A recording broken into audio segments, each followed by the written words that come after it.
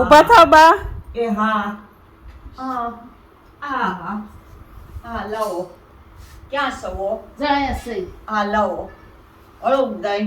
તમારું નામ શું કીધું? હેમલતા બા. અમારી વાઘાણી. કયું ગામ તમારું? હે? કયું ગામ? ભાવનગર. છોકરાનું નામ શું છે? યોગેશ. ક્યાં ગયો છે એ ઓફિસ છે. સુરતમાં એક કળયુગી પુત્ર પોતાની 65 વર્ષીય વૃદ્ધ માતાની પેસમાં લોક કરી જતો રહ્યો હતો, જેને ટ્રસ્ટ દ્વારા બહાર કાઢવામાં આવી હતી. સુરતના વેલેન્જર સિટીધામ સોસાયટીમાં પુત્ર માતાને ઘરના પેસેજમાં લોક કરી જતો રહ્યો હતો.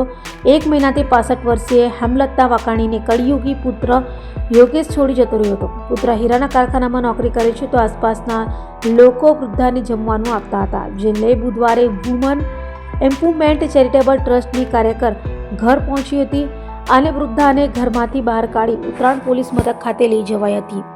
ઉત્તરાયણ પોલીસે પુત્રનો કોન્ટેક્ટ કરી બોલાવ્યો હતો, તો પોલીસ સમક્ષ પુત્ર યોગેશે કહ્યું હતું કે ઘર લોન પર હોય છોડીને જતો રહ્યો હતો. પુત્ર ક્યાં રહે છે એ વૃદ્ધાને જાણ ન હતી અને 1 મહિનાથી પુત્ર વૃદ્ધાની ભાડ લેવા પણ આવ્યો ન હોવાનું જાણવા મળ્યું હતું.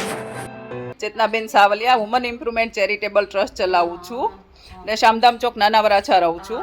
પણ અત્યારે અમે આવ્યા છીએ વેલેન્જા ઉમરા સીડીધામ સોસાયટીમાં. ત્યાં એક બાને એનો તો છોકરો પૂરીને જતા રહ્યા છે. બહુ ખરાબ હાલતમાં બા છે અને એને આજુબાજુ વાળા જયારે જમવાનું આપે ત્યારે જમવાનું મળે છે, બાકી બા બહાર નીકળી શકે એવી હાલતમાં નથી.